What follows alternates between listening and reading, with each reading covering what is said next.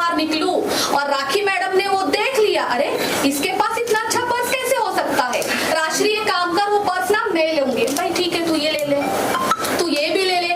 अब मुझे लगता है राखी सावंत को मेरी किडनी के अलावा तो सब कुछ मिल चुका है। अभी वो भी चाहिए तो राखी सावंत बता दे, मैं दे दूंगी। आप लोगों ने देखा होगा लास्ट 7 महीने 7 मंथ से राखी एक व्हाइट कलर की गाड़ी में घूमती है, जीप कंपास। वो गाड़ी किसकी है? वो मेरी है, लेकिन राखी सावंत लोगों को बताती है वो गाड़ी भी उसकी है। इस घर में आके रहती थी तो क्या पता उसने ये भी बोला है कि ये घर भी उसका है। राखी ने सिर्फ मुझे छोड़ के सब कुछ उसका बता दिया है, कभी ये नहीं बोला कि राजश्री मेरी है, राजश्री ने मेरे लिए इतना सब कुछ किया है। आज राखी के लिए क्या नहीं किया है, इस वजह से कि वो मुझे धमकियां देगी, मुझे ऐसे निकाल के फेंकना चाहती है, मुझे वो क्या करना चाहती है मेरे साथ, क्यों करना चाहती है। जब मैं उसकी दोस्त थी, मैं आपको एक बात बताना चाहूंगी, जब मैं उसकी दोस्त थी तो मैं बहुत अच्छी थी। हाँ, राखी मेरी नहीं, राजश्री मेरी माँ है, राजश्री मेरी बहन है, राजश्री मेरी जान है। जान तो वो इतना बोलती है, यहाँ मुंह करके बोलेगी तू मेरी जान है, तू मेरी जान है, पीठ इसको पीठ करके इसको बोलेगी तू मेरी जान है, तू मेरी जान है। राखी की तो इतनी जान है ना, मुंबई में, आउट ऑफ मुंबई में, उसको खुद को भी नहीं पता है, क्योंकि उसको लोगों का उपयोग करना होता है। सो इन दैट केस पूरा मुंबई, पूरा आउट ऑफ इंडिया उसकी जान है। मैं कोई बहुत अच्छे मुद्दे पे आ रही थी, बताती हूँ।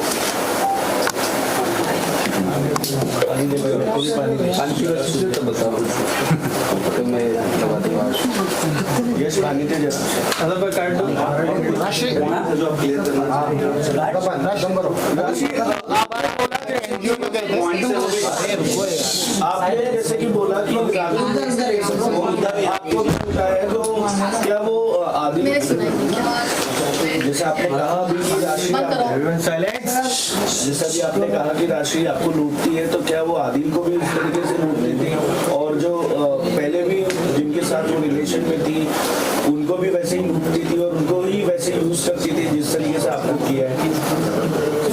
जैसे कि आप बोल रहे हैं, अगर मुझे पहले से सारी जानकारी होती, मैं लोगों राखी के साथ दोस्ती करने से पहले मुझे, जैसे कि आप बोल रहे हैं कि मुझे आदिल को पूछना चाहिए था, या और भी उसके लाइफ में लोग थे उनको मैं पूछती कि क्या आपके साथ ये सब कुछ हुआ है। मेरे ऐसी किसी के साथ कोई बात नहीं हुई है। मैं अपना यहाँ किस्सा, मैं अपना रोना लेके यहाँ बैठी हूँ कि राखी ने मेरे साथ ये किया, राखी ने मुझे फाइनेंशियली यूज किया, राखी ने मुझे मेंटली हरास किया, राखी मुझे धमकियां दे रही है। और आपको तो पड़ी है कि आदिल के साथ क्या किया, लोगों के साथ क्या किया। मैं अपना रोना रो या उनकी आंसू पूछूं?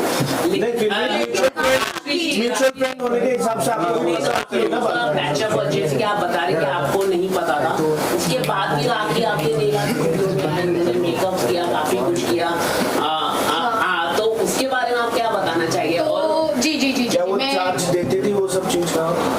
बिल्कुल बिल्कुल, ये सवाल का जवाब है।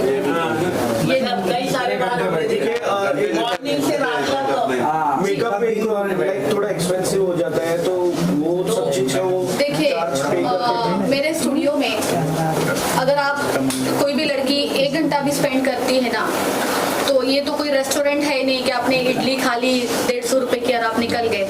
तो हमारे स्टूडियो में क्या होता है, हम सर्विस देने वाले लोग हैं, तो कोई भी सर्विस 1 आवर से नीचे की होती नहीं है, ठीक है। तो कोई सर्विस अगर 1 आवर की भी आप लेते हो तो मैक्स टू मैक्स आपका 2000 का बिल तो बन ही जाता है। तो राखी मैडम 8-8 घंटे मेरे स्टूडियो में रहती है, तो आप सोचिए दिन का कम से कम 25-30 हजार का बिल बनता है। राखी मैडम से मैंने कभी कोई पैसे नहीं लिए हैं, उसने कभी कोई बिल पे किया ही नहीं है। मैंने ऑलवेज दोस्ती में उसके लिए सब कुछ किया है। यहाँ तक वो जब स्टूडियो में आती थी, वो इतना मेरे स्टाफ को हरास करती थी, परेशान करती थी, उसके वजह से मेरे 4 अच्छे क्लाइंट उठ के चले जाते थे। किसको अच्छा लगता है ड्रामा, मैं राखी सावंत, मैं राखी सावंत, मैं राखी सावंत, पहले मेरा करो, पहले मेरा करो, पहले। उसके जहन में, जैसे कि मैंने आपको बोला, वो बीमार है, वो विजुअलाइज करती है, और वो जो लोगों को बताती थी ना कि मैंने फाइनेंस किया है, मैंने फाइनेंस किया है, उसको वो यकीन होने लग गया था कि ये स्टूडियो में मेरा फाइनेंस है। तो वो अंदर आती थी और हल्ला करना स्टार्ट करती थी, पहले मेरा करो, पहले मेरा करो, पहले मेरा करो। फिर भी मैं उसको जैसे तैसे संभालती थी। तो क्या राखी कोई ड्रग वगैरह लेती है जो कि वो हेल्प हेलुसिनेट करती है? मुझे नहीं पता। क्योंकि जिस तरीके से आप बोल रहे हो विजुअलाइज करती है, एक इमेज फॉर्म करती है, तो इट्स काइंड ऑफ हेलुसिनेशन। हम सब लोग करते हैं। आपका नाम क्या है? यश। यश विजुअलाइज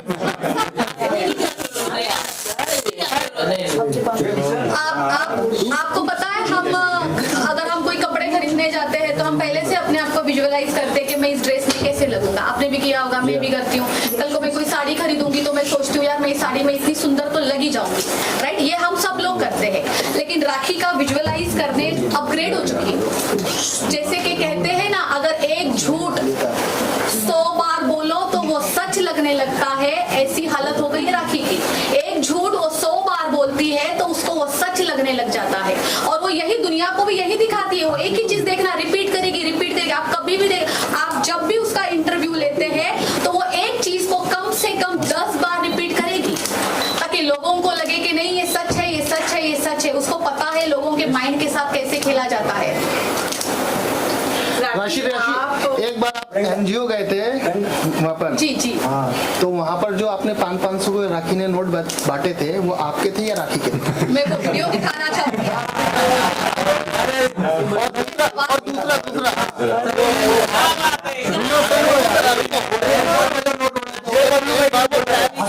के साथ जो पिक्चर दिखाने का था, को ले गए थे ना मूवी दिखाने के लिए। जी सलमान भाई की जो हमने मूवी देखी थी, बिल्कुल वो इस तरीके का किस्सा था। ईद थी, मुझे जैसे कि राखी ने बोला था कि वो रोजे कर रही है, ऐसा राखी ने बोला था। तो मैंने बहुत रोजे नहीं रखती थी भगवान।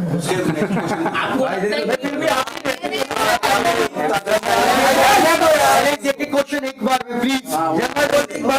मैं इफ्तारी के टाइम पे उससे मिलती थी। वो इफ्तारी के लिए इसी घर में हम मिलते थे। हालांकि केवल राखी के लिए मैं इफ्तारी नहीं करवाती थी, मेरे 2-4 फ्रेंड्स और भी थे, उनके लिए भी वो इफ्तारी थी। मेरा काम था इबादत करना। अब कौन कैसी नियत से कर रहा है मुझे क्या पता। मैंने अपने तरीके से पूरी इबादत की थी, मैंने इफ्तारी करवाई थी। अब रोजे से हम चलते ईद पे।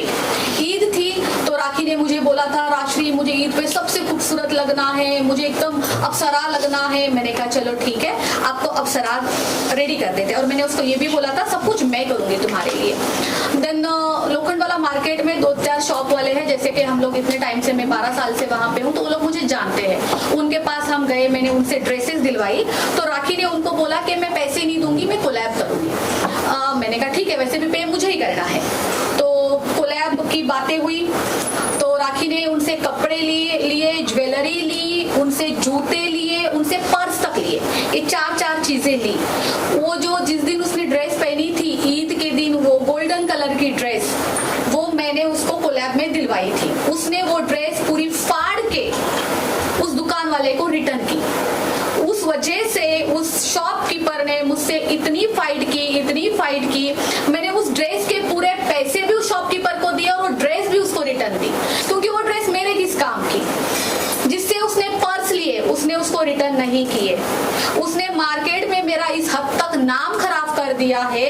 आज अगर मैं लोखंडवाला में चलती हूँ तो लोग बोलते हैं देखो ये राखी की फ्रेंड जा रही है, दोनों एक जैसे हैं। मतलब मैं भी ठग हूँ क्या? बिल्कुल भी नहीं। मैं बहुत अच्छे घर की लड़की हूँ, एक चीज एक अपना रुपया देके खरीदती हूँ। मुझे शॉपिंग करने की बहुत आदत है, लेकिन इस तरीके से मांग के नहीं लेती लोगों से कि मुझसे कोलैब करो और लोगों की चीजें खराब करके देती हूँ। राखी की वजह से मेरा बहुत नाम खराब हो चुका है मार्केट में। लोग तो लगता है मुझे देख के अपने कपड़े भी छुपा देते होंगे कि राखी की दोस्त आ गई, छुपाओ। Next question. ये रह गया है। 505 नीचे बैठ जा।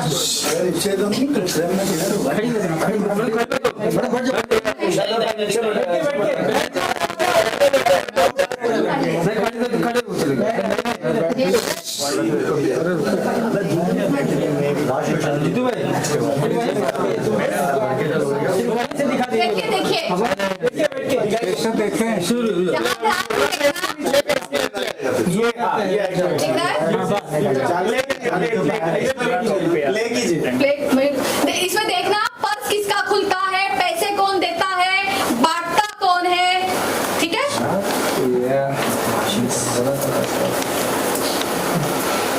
बिस्कुट टीवी है।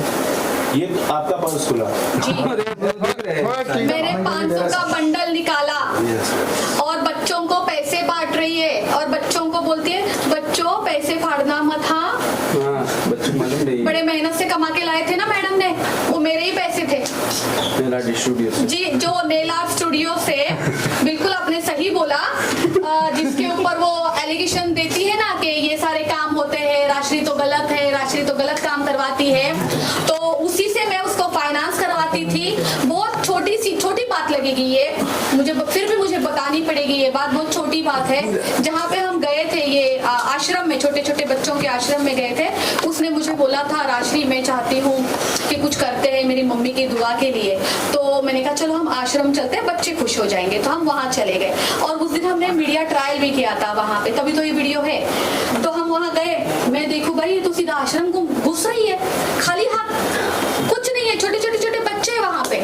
मैं रास्ते में रुकी, मैंने कम से कम 7-8 केक लिए बच्चों के लिए, इतनी सारी कोल्ड ड्रिंक्स, बिस्किट, नान कटाई और वो लिए था। कोल्ड ड्रिंक्स में मैंने पेप्सी नहीं ली थी क्योंकि बच्चों को पेप्सी और कोक नहीं पिलाना चाहिए, मैंने वो लिए, वो पीले कलर का क्या आता है, बहुत सारी चीजें मैंने ली। फिर हम लोग अंदर गए, मैडम खड़ी हो गई क्रेडिट के लिए, मैंने कहा कोई बात नहीं, क्रेडिट आप ही का है, ऊपर वाला ईश्वर हमें देख रहा है ना कि कौन दिल से कर रहा है, उतना ही काफी है। अच्छा, राखी ने आपको क्या क्या धमकी दी है? ये तो नेल आर्ट वापस क्या नहीं प्रॉपर नेल आर्ट स्पॉइल कर देंगे, आपके बिजनेस स्पॉइल कर देंगे, रेदर देन दिस। आदिल, उसका कहना है अगर तुम आदिल के साथ मिल गई, आदिल के साथ जाके खड़ी हो गई, तो मैं ये सब कुछ तुम्हारा बर्बाद कर दूंगी, खराब कर दूंगी। और राखी को किस बात का डर है कि आप आदिल से मिल जाओगे और क्या भांडा फूट जाएगा उसका? चोर को तो डर होता ही है ना। वही तो हम सब कुछ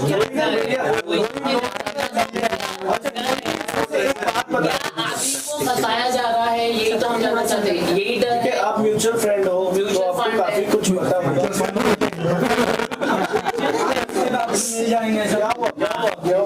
और राखी के पास आदिल की कुछ चीजें हैं जो राखी ने छुपा कर रखी है, क्या आपको उस बारे में आइडिया है? एक मिनट में बहुत अहम चीज आप लोगों को दिखाना चाहती हूँ। मेरे पास बहुत ही किसी की एक वैल्यूएबल चीज है जो राखी ने मेरे पास रखने के लिए दी थी, और पिछले 4-5 दिनों से वो कंटिन्यू मुझसे रिटर्न लेना चाहती है और मैंने उसको नहीं दी है, क्योंकि जिसकी अमानत है ये उसी के हाथ में जाए। राखी ने मुझे इसलिए रखने के लिए दी थी क्योंकि वो आउट ऑफ इंडिया जाती है, आती है, सो इन दैट केस मैं मुझसे लेना चाहती थी। मुझे पता था ये बहुत वैल्यूएबल चीज है। राखी अगर आज ले लेगी, कल फिर से मुझ पर इल्जाम दे देगी कि राशि के पास था, कल को मुझ पर एफआईआर हो जाएगा, जिसकी चीज है आदिल तो सीधा मुझ पर एफआईआर करेगा। तो ये चीज मैं चाहती हूँ या तो ये चीज आप खुद आदिल को दे दीजिए या आज मैं उसको खुद लौटा देती हूँ। और क्या ये राखी ने जबरदस्ती आदिल से छीना था मुझे नहीं या धोखाधड़ी से ले लिया था उसने? मुझे कुछ भी नहीं पता, क्योंकि वो तो जेल चला गया था ना, जेल में था ना।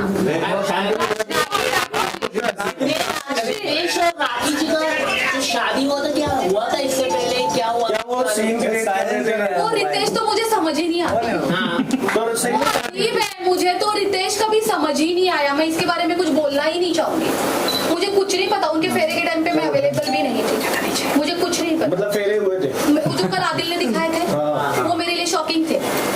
हाँ, और वो मुझे नहीं पता वो शादी वादी कैसी हुई, क्या है। राखी लकी कौन है? क्योंकि हमने बहुत बार आपको, लकी को और राखी तीनों को भी लाइव पर देखा है, कौन है ये लकी? लकी बहुत बड़ा लकी है, उसका नाम इतना अच्छा है, सोचिए वो कितना लकी होगा। तो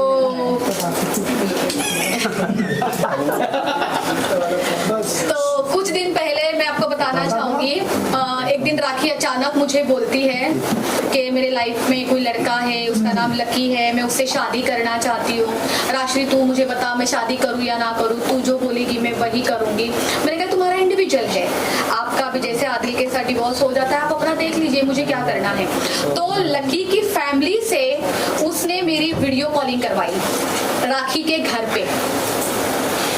वहाँ पे लकी की मम्मी थी, उनकी सिस्टर थे, दोनों बहुत अच्छे के लोग हैं, बहुत कहीं जलंधर से, कहीं पंजाब से, कहीं से लोग फाइनेंशियली हैं। स्ट्रांग है बेसिकली। इसके वीडियो कॉल में पता चलता है कितने पैसे हैं किसी के पास। Like they are settled in Canada, तो फाइनेंशियली स्ट्रांग है, घर से तो पता लगता ही है। ना मेरे घर से पता चल रहा है आपको।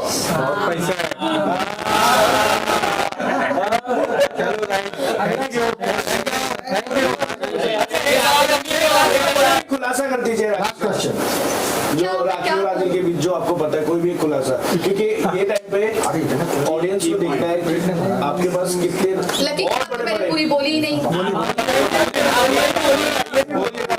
पता चलेगा आपका रोल कितना इम्पोर्टेंट है इन दोनों के बीच में। आपके पास खुलासे हैं। मेरा रोल इम्पोर्टेंट क्यों है? मुझे तो खुद मोहरा बनाया गया है। राखी की तरफ से ये बोलती है कि आदिल को जेल में डालने का मैंने किया हुआ है, सब कुछ मेरा हाथ है। ऊपर से अभी आदिल भी सेम ये चीज बोली है ना उसने, कल या परसों, कि राशि को मैंने कॉल किया था, देन राशि ने सीधा राखी को बता दिया, फिर राखी ने पूरे फटाफट ऑर्गेनाइज किया, अरेंज की, पुलिस आई, फिर आदिल को उठा के लेके गई। मेरा ही तो रोल चल रहा है यहाँ पे, और क्या खुलासे करने हैं? मुझे अपने आप को बचाना है। अब मैं क्यों फंसू इन दोनों के बीच में? लकी पे आते हैं हम, लकी के बारे में बहुत उनका आपने लकी की फोटो देखिए लगता है? नहीं जी लाइव में देखा हो गया, चलेगा। हो गया।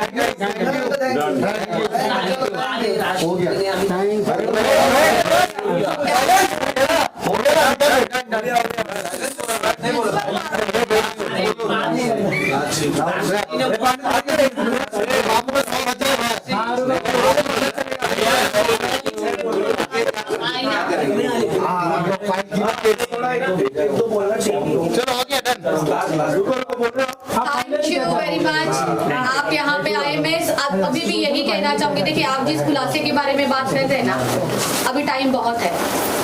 अभी तो आदिल मुंबई में आए हैं, थोड़ा सा वक्त आदिल को दीजिए, थोड़ा सा वक्त मुझे दीजिए। शाम को बात करें। मैं आऊंगी सामने, जब मुझे लगेगा कि कुछ बताना है मैं जरूर आऊंगी और मैं आप लोगों को बताऊंगी।